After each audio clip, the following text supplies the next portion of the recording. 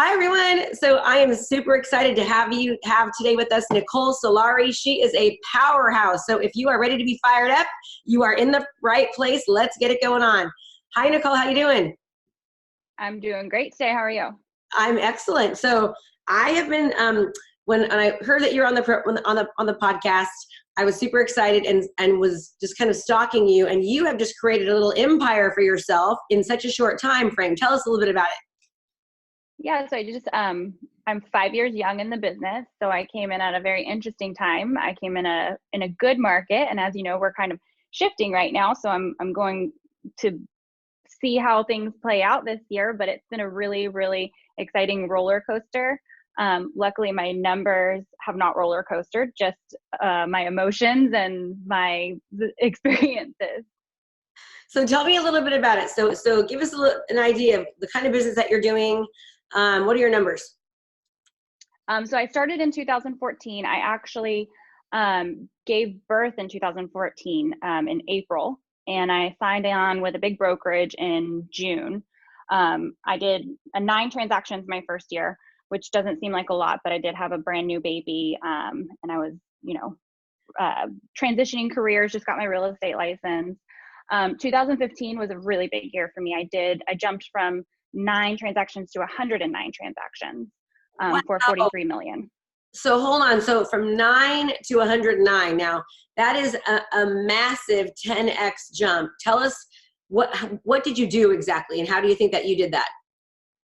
So it's actually really simple. I actually just showed up for work and showed up and did open houses and did everything that they tell you to do, everything that you read about in your book and listen to on all of the podcasts that Tom Ferry and Mike Ferry and everybody else in the world tells you to do. It's pretty amazing if you actually just listen to what all the coaches say and just follow through and be consistent in your business. But I mean, from 9 to 109. So give me an idea of what your normal day would look like. So I treated it like a business. So I woke up every day, I got dressed and I went into the office, 8, 9 o'clock. I would have a little business meeting with myself, talk myself up, say my affirmations, and then I would plan my day. I learned that if I talked to X amount of people in a day and met X amount of people, that would yield me a certain amount of business. So let me take a step back too. So just to give you some more perspective, I was in a brand new market. My husband and I had just moved here in 2014 as well. Knew nothing about the area. In fact, I was pronouncing some of the cities incorrectly when we first moved here. So it was a brand new market as well. So I had no sphere. I had no past client referrals. I had no current client referrals. I didn't even have friends in this area. So really starting from like ground zero. The biggest source of business for me at the time was open houses. So I was doing 5 or 6 open houses a week. Sometimes I would do 2 in a day. Sundays, I would do a morning one and an afternoon one, and I would follow up with people. I found that a lot of times the agents that were doing open houses the same time as me, they would do the open house and then they would go, to lunch and hang out and then forget the people that they met. But I was super consistent in my follow up with them, and I think that led to a lot of my success. So tell me, so Nicole Solari, what you have your own brokerage now. So tell the name of the brokerage so everyone can go look you up. What's the name of your brokerage? So we just rebranded. So we have Level Up and we're the Solari Group. So we have the Solari Group, and we actually just signed on with a company called F.I.R.E.D in San Francisco, and we created a new brand called Level Up. Got it. Okay. So you guys can look. And what city are you in? I'm in Fairfield and Napa. We have 2 offices. We service Solano County and Napa County. Wow. So man, so basically following up, tell me a little bit what your follow-up process looked like, because from 109 as a brand new agent, year 2, doing 100 more transactions in the year 1, new city, knowing nobody, no spear, no nothing. I know a lot of people are thinking that you're a unicorn or you've got some magical powers, but I want you to think that you are just a normal person and really what it takes. So when you say you followed up, what does that look like? That is not the first time I've been called a unicorn. That's really funny. So I found that people were looking for information. I was new to the market, so it was actually really cool for me to be able to learn everything without having any preconceived notions, just strictly facts, like what are the schools, what are the Melloruses, what are the neighborhoods? Which neighborhoods have HOA? What does that mean? And so I just took it upon myself to become the expert in all things having to do with real estate. Like anybody could come into one of my open houses in any neighborhood, and I could tell them the elementary, middle, and high school. I could tell them the ratings of those schools. I could tell them the top 10 grocery stores and restaurants nearby. I could tell them what the supplemental taxes were and what those taxes went towards. So I really just became an expert, and people crave that information. So when someone would come in, I would 90% of the time have the answer for them right then and there. But if not, I would be able to capture their information and follow up with them. And my lead capture was one of the things that I think also set me apart. You know, I learned early on, people don't want to give you their name and their phone number. It's a weird thing. I don't know why, but when they come in, they don't want to. So I created some strategies around being able to capture that information and making sure that that information is actually accurate. And I think that helped my conversion numbers as well. So tell us what that was. What were your strategies that you did to kind of get them to give you their information? Because no one likes you. We all know that. No one likes that. So I take it twofold. It kind of depends on the neighborhood and the person. When they walk in, I kind of get a read for them. I do a lot of giveaways. So I'll have a lender donate a bottle of wine or gift certificate or gift card. And I would say, hey, go ahead and leave your contact information. We're giving away this, $150 bottle of cab. It's really nice, so something that they're going to want to win. Mm-hmm. And the secret to that is everyone's a winner, right? So everyone's going to win that. Or, if you've connected with someone really, really good and that they're going to end up buying, they're going to be a winner, right? So I might have 2 or 3 winners at the open house because I'm going to call them up after and I'm going to say, hey, congratulations, you were randomly selected as the winner. Can I come by tonight and talk to you? And people were like, wow, really? I won? I never win anything. Yeah, you can come on by. And then I come on by with a bottle of wine and a buyer consultation packet. So it was like, I hate to say this, it was like stealing candy from kids. It was just so simple. I mean, it's not easy because it's hard work, right? But it was just so simple. So that's a great idea. So if they had an agent, would you still go to have them win or no? I'm a big fan of my partners in this industry. So I never try to, swoop clients from other real estate agents, but I do give them information. And I find a lot of times if they're not happy with their agent, that, they are willing to go with someone that knows a little bit more. And on the flip side, I'm sure that there's been lots of buyers that I've lost out on that, maybe it was just a personality conflict with me that have went with other agents. That's so true, though. It's like you can always, the more you give information, the more knowledgeable you are, the more you help people. It's amazing how many agents just don't take their job seriously. They're not educating their clients. They're not giving them support and advice. And if they're at an open house without their agent, that's usually a kind of a red flag in a lot of cases that maybe their agent isn't taking the best care of them. So $150 bottle of wine. So you're giving away 3 $150 bottles of wine on any given Saturday or Sunday. Yeah. And it doesn't have to be that big. It could be a $50 gift card. It kind of depends on the demographic, right? If I'm sitting in $1 million listing and I'm, buyers are coming through pre-approved at $1 million, that $150 bottle of wine makes sense for me. If I'm sitting at a $400,000 home, maybe that $25 gift card to wherever. So you just kind of have to pick and choose, but it's something it's got to be something that's going to entice people to want to sign in and leave verifiable information. That's a great strategy. I love that strategy. Okay, so what else? Are there any other strategies like that you utilize to get their information? Yeah, I went paperless as well. So people would come in, and I don't know why people are obsessed with the flyers. They're like, "Do you have a flyer?" I'm like, "What are you gonna do with it? You're not even gonna look at it, right?" I could hand out flyers, and it'd probably be the wrong property address, and they would still be like, "Oh, thanks." Yeah. People are obsessed with those flyers, so I went paperless, and I told anybody that came through, "Hey, I'm actually trying to go green and paperless. We have a new initiative, so I actually can text it to you right here and right now. What's your phone number?" And everybody has their smartphone on them, right? Like we get like anxiety if we don't have it. So everybody's always like, oh, okay. And it's so new and unique that they rarely even had an objection because they were like, oh, okay. And right then and there, they would give me their phone number. And so I could text them the paperless flyer. That's a great strategy. You're just a little smarty, Nicole. I love it. Okay, so bribing them with gifts, which we all have gifts, texting the flyer. Awesome. So that right there, then that night you'd go to their house, bring your buyer consultation packet. What did you have in your buyer consultation packet? So I actually have 2 things. I do a buyer survival kit. So it's a little gift bag and it's got like a stress ball in it and a couple other like Band-Aids it says like got a little rhyme. It's like for all the bumps and bruises. So again, another gift. I think people love gifts, like anything that you can leave behind that has your branding on it. And you know, I've evolved over the years now too. Everything in my my buyer consultation kit and buyer survival kit is branded to me. So like these Band-Aid that is a Band-Aid holder, like it's branded to me. And any moms out there, like, you want some Band-Aids in your purse and they get all nasty and crinkled. We invested in these little sleeves that you can put your Band-Aids in. And I can guarantee you that my Level Up branding is in like a ton of mom purses right now, right? And every time they need a Band-Aid, like I'm right there front and center, right? So I bring that, and then I bring the home buyer journal, which is a journal that we give to all buyers to document their journey of the home buying process. First-time home buyers love that. It's a little bit of a nostalgic thing, as well as helps me, decide what they like and, more importantly, don't like. And then I bring my buyer consultation book, which talks about the steps of escrow process. Great. Okay. So, I mean, you're really treating your business like a business. And I think that a lot of times agents are afraid to spend the money before they're making it. And they're not really treating their business like you got to invest in your business. And I can see that you've invested in your business really, really early on. And wow, just those things, I mean, 10x your business from year one in a new city where nobody knew you, with no sphere of influence. So it's definitely doable.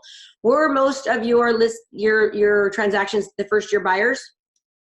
Yeah, they were first-time buyers. I started my business as a buyer business, and then I shifted, I would say, in like 2016 to more of a listing-driven business. It just like seemed to overnight. I woke up and I had like 18 listings, and I was like, hey, how did that happen? Now I carry on the average of about 50 listings at a time. So big shift to listings. And I actually now have a buyer team. So I've got 4 full-time buyers agents and a sales manager for that. So how much business are you doing now? So you're in your 5th year, started with 9 year one. Now, how big is your team? How many agents do you have working for you, and how much are you guys closing? So I have 4 buyers agents on my team. And as you mentioned earlier, I'm my own broker. So I have a brokerage as well, where there's some autonomous independent agents that just do business under our brand. And then I have a sales manager on my team. So that's 4 buyers agents, sales manager, and then an operations manager. That's just our team. And to give you an idea of the volume that we do year to date right now, we're at 161 transactions for about 60 million in volume. That's awesome, because the area that you're in, and that's doing great. So you're just the only listing specialist, and no other listing specialist, just you. Right. Just exactly. You, 4 buyers agents. Gotcha. And okay, so you're crushing it. So it is now almost the end of September, and you have closed already 160 transactions. Man, what a ride from year one. How did you make that shift, do you think? You said you just kind of woke up, but there had to have been a sort of a strategy. How did you make the shift from buyer's agent to seller's agent? So I took my first listing. I remember being really nervous because I didn't want to mess up, right? Like it's such a different job. It really is. And people assume, oh gosh, you're so lucky you carry all these listings. It must be so easy. And I'm like, are you kidding me? I mean, first of all, listings cost us money up front, right? So right off the bat, we're spending money and we don't know if we're going to recapture that. And listings are hard. I honestly would rather have 5 buyers than 1 listing. But I have actually found that I'm really, really good at listing and marketing and selling homes. So it's my niche. I at first kind of fell into it by getting a couple of listings. And like I said, I didn't want to mess up. So I Googled, like, how do you sell a home? And then I looked at like top 10 agents in the world, top 10 agents in the United States. And I saw what they were doing. So right off the bat, like my very first listing, I was like, ooh, I got to get professional photography. I was like, what? It's $150, which, by the way, that was like the cheapest one I could find. Now we pay upward of like $500 or $600 for just a basic photo shoot for our clients. And then I'm Googling, like, how do you market a home? How do you become top in the search engines? How do you become Zillow elite? How do you, all of these things, right? And so I started playing around and testing, like, if I put a property on here and I pay for this resource, what does that get me? How many more leads are we capturing? What is our lead flow like? How many sign calls are we getting? And I'm really big about tracking, right? Like, because you don't know what works until you're able to actually document it, test it over and over, and make sure it didn't just like work one time and you got lucky. Yes. So I actually became like an expert in listing. And so now I list more homes than anyone in our county, number 1 listing agent, 2017, 18, and now we'll be in 19. And I think it's just because I did it like anything else. Like I looked for the strategy behind how to be the best, and I made it my mission to be the best. And I wanted to be the best because I really didn't want to disappoint my client. Right? Like I didn't want to mess up for them. So I wanted to make sure that I did a really good job for them. And I think that always focusing on that, you'll always come out ahead. And I love how you were saying that, you wanted to do a good job. You didn't want to mess up. So you researched how to be the best marketer, how to utilize SEO, how to become, number one on Zillow. And that's really what it takes. It takes caring enough about your business to do what everyone else is not willing to do. And most people are not willing to go, number one, to educate themselves, to learn, to be innovative, and to be different. And that's truly what it takes. You remind me of, there was my best year in the business, I did 169 deals, and I was doing REOs back then. And all of a sudden one day the market crashed. I mean, I went from selling 169 homes, working with like 10 to 12 different asset management companies and banks, to them all saying, hey, the market's getting better, we have nothing. So I closed 12 deals that year. I did exactly what you did. I was like, how do I make sure that people know me now? And so I went and I took a bunch of classes and learned SEO and learned how to utilize Facebook and video marketing, and just became like the digital marketing queen in our area. And I made myself a promise that every house that I listed, I was going to treat as if it was $1 million home. And they were only $150,000, $250,000 at that time. And I was still doing drone photography, professional videography, but digital marketing, all of it. And within a year, I was back up to over 100 deals. So, and it's because people take notice. They notice when you're doing what everyone else isn't. So you've got to treat your business like a business, and you've got to spend money to make your clients more money, because it inevitably will end up making you more. Absolutely. Yeah, you do treat your business like a business. It's very obvious that you are committed to excellence. So the number one listing agent in your county, in just such of a short time frame. People that are listening to you right now, Nicole, and they're thinking, well, Nicole's special and that can't be me. What would your advice be to them? I would say that I thought the same thing in 2014. I did a complete career shift. I was very successful in my previous career as well, and I kind of pulled the rug out from my own feet. I was stressed. I was pregnant. My husband and I moved away where I was doing a 2-hour commute. I said, I can't do this anymore. It was a complete career change for me. And I thought, as long as I can pay the mortgage like that, then I'll be okay. Right. That was my goal. I wanted to be able to pay our mortgage and not disappoint my family and make a decent living and spend some time with my kids, and that seemed doable. Right. Knowing the numbers. Now, I'm a $1 million GCI producer. We did 330 transactions. I've got a huge team, 2 offices. And I had my own self-doubt, 4.5 years ago. Like I doubted myself. And everyone always says to me, Nicole, God, you're so confident. Like you just go into listings, I let people shout at me. You just go in there and you're just so confident. Where did you get that confidence from? And I think it's 2 things. First of all, like we keep talking about it, knowledge is power. Like you just have to keep educating yourself, especially in a shifting market like this. We've got to find out like what the next thing for our clients are, right? And then you have to care about your clients. I talked about, I didn't want to disappoint my clients. And, it goes back to the saying, I'm sure everyone's heard it. People don't care what you know until they know that you care. And my focus is always on my clients. And it has always worked out for me, making sure that I'm not chasing the commission. I'm not chasing the paycheck. I'm not worried about where my next check's going to come from, because I'm focused on making sure that I do the right thing. People before things, and the things will just come. It's so true. Yeah. If you take care of people, the things just come so naturally. And I think that, a lot of agents are struggling. A lot of lenders are struggling. They're just chasing every deal. So sometimes they might make decisions that really aren't the best for their clients, because they need the paycheck more than the person needs to sell the house or sell the loan, right? So being client-centric has definitely paid off for you, which you can tell. Definitely. Yeah. So what else would you advise? I mean, if coming on here, I'm sure you were knowing what you wanted to say. What were the things that you wanted to make sure that the bullet points that you hit home on? And I want to thank you too for having such an abundance mindset and really truly sharing, your strategies and your tips and your tricks, because, obviously, it'll come back tenfold. Yeah. I love sharing and I love elevating the business. And, that's one of my missions now. I'm actually heading out to the California Association of Realtors event tomorrow to speak for them. And part of what we talk about, behind closed doors at CAR and NAR is how can we really elevate this business, for the consumers. And, the people that are listening, I just want everybody to know how serious this industry should be taken and how serious your job is. I mean, a lot of times the confidence that sellers put in you to sell their largest asset, for whatever reason that they're moving on to that next chapter, whether it's retirement, downsizing, upsizing, right sizing, whatever it is, growing family, like they literally are trusting you to help guide them through the biggest decision of their life. And I mean, I feel like that's not to be taken lightly.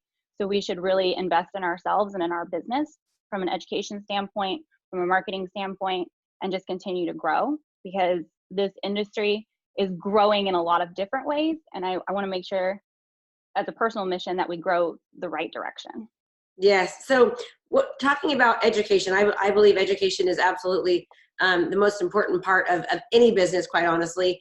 What type of education have you done? Can you kind of give us some clues and tips on that? Knowledge is power. Knowledge is power, for sure. So I hold my GRI, which I believe before any agent should do a real estate transaction, hindsight's 2020, right? Like obviously I did 109 transactions my first year before I got my GRI, but I think that everyone should take the GRI. It's amazing how much stuff that I learned about the real estate business and different parts that I didn't even know existed, commercial and investing and 1031 exchanges and things that, I didn't realize happened in our industry. And now I can speak to them. So I did the GRI, which I think everyone should do at some point in their career. I'm also CRS, which is Council Realtor Specialist. And then I got my SRS, which is a Seller Representative Specialist. And then I actually give back. So I went and I got my Certified Probate Real Estate Specialist certificate so that I could do some pro bono probates as well. So I do probate sales, but I do them for people who can't afford the attorneys, because I don't know if you guys know this, but attorney fees for probates are not regulated, so they can charge excessive fees, and most attorneys do. So for people who can't afford the probate process and maybe weren't educated enough to have a trust, I'll do those pro bono as well. So I got my probate certification. That's awesome. I know I have my GRI and my CRS too. I think they were the two first credentials I ever got. I think they're the best. Yeah, well, they're hard to get because like the GRI takes forever. You have to have a certain amount of business you have to have done and in the industry for a certain amount of time, and they take a lot of time. Yes, very good. Also, another great credential is your MCNE, your Master Certified Negotiation Expert training. It's a really, really good one as well. I know I've got about almost every credential you can do. And people used to always say, "Why do you have so many credentials?" And I'd say, "Because I want to make sure I can represent you well." And they've told me in the past, "Krista, we came to you just because you had so many things after your name." And I'm like, "Okay, good." Well, yeah, I'm sure you've heard that a lot, right? People appreciate that. People do, yeah. They know that you're investing in your education to help them, right? And I think that they value that. Yeah. And I think it's really important that you talk so much about how important education is. And as real estate agents and lenders, at times we forget that we truly are dealing with someone's most important asset. And we have to take it serious. In California, a manicurist has to have more education than we do as real estate agent professionals. And that to me is just really, really sad. And I'm sure you, just as I have experienced what that means on the other end of a transaction. I mean, I've seen some things where I'm like, whoa, you can't do that. Like, what are you doing? You're going to hurt your clients right now.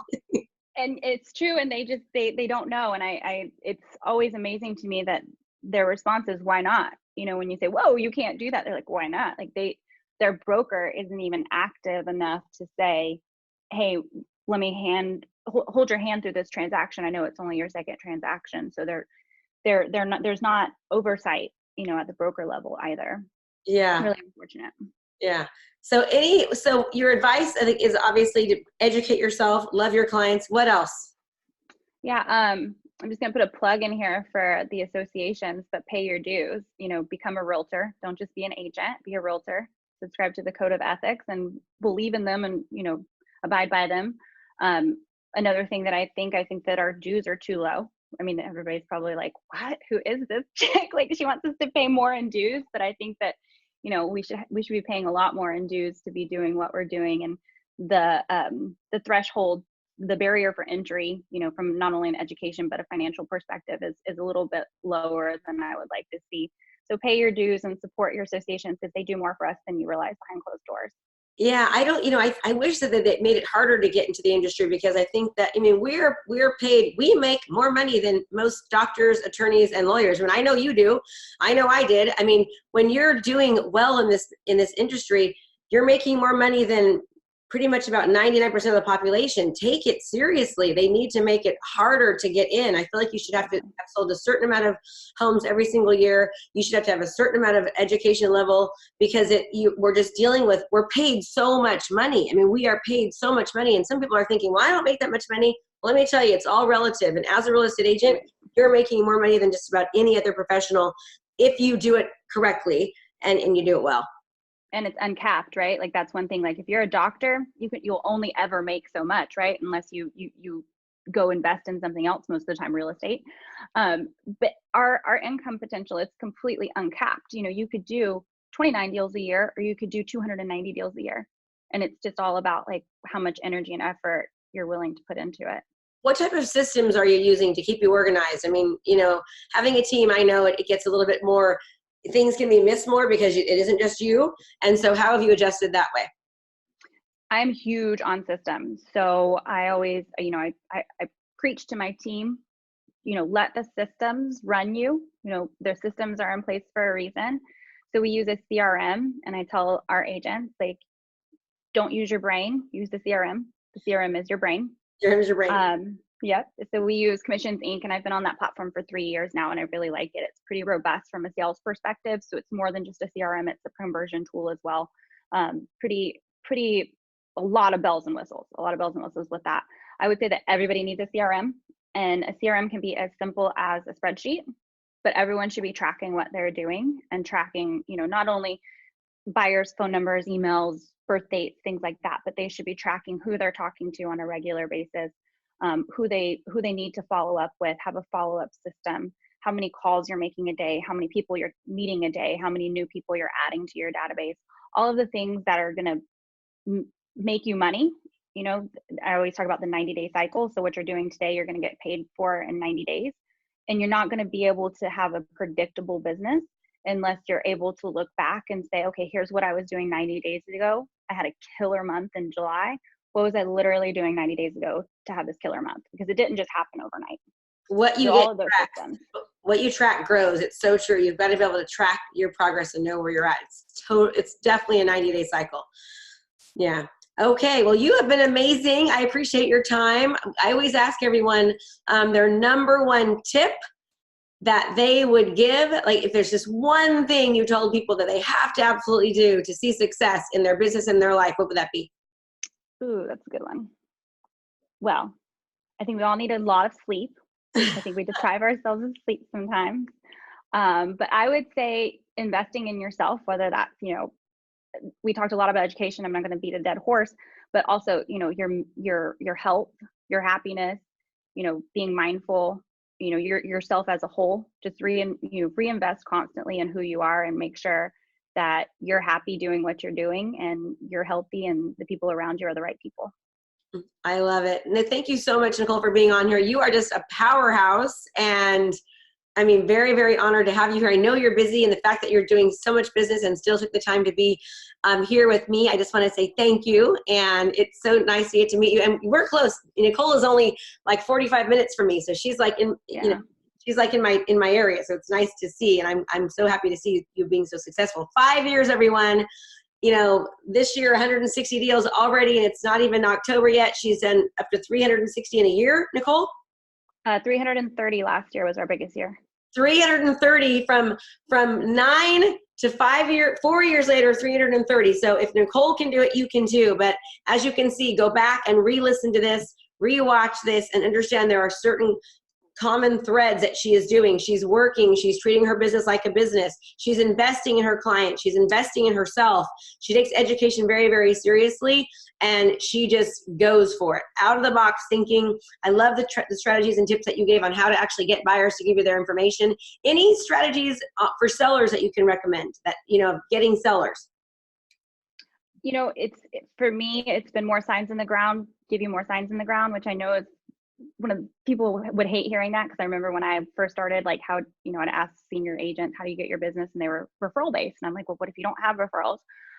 But it's twofold. You can market all day long, but if you don't have a brand out there, people aren't going to trust you to sell their largest asset. So you have to brand yourself. You have to brand yourself as an expert. You have to brand yourself as the go-to person, and you have to make sure that they trust you. And trust is huge when when you're signing sellers up to list their, biggest asset. Yeah. And people are expecting more, and they should. Like, they're expecting more. It's funny. In my area, I've been doing professional videography and photography, drone, like the whole yard, 9 yards forever. And it's taken people like 7-8 years to finally figure out you've got to do that. But now everyone's doing it, right? Because it's now a standard, which it should be. It should be a standard. That should always just be a given when listing. And also when you market your properties that way, you're inadvertently marketing yourself. You're showing everyone, this is how I do business. You want to hire me because I'm different. So now we're going to think about how we can continue to be different as the rest of the market is finally caught up. Yes. Do not take cell phone pictures. I don't care if you have the fanciest new iPhone ever. And I will call you if I see you hiding in the corner. Yes. In a mirror, I will call you. I have called so many agents and I said, take that picture out right now. You are doing an injustice to your seller.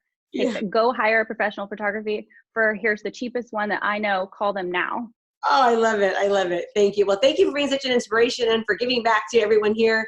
Everyone, now listen, it's easy to listen and learn, but if you don't implement and take what you're learning and put it into action, you're going to still be in the same place 3 months, 6 months, and a year from now. So be sure to take action. Nicole, thank you so much for being here. I appreciate your time. Yeah, thank you. Everyone, time to get fired up. Make it a great day. Thanks so much for watching my video. You can learn more about how to be a successful real estate professional by watching other videos that I have. And be sure to subscribe to my channel. And as always, make it a great home selling and buying day.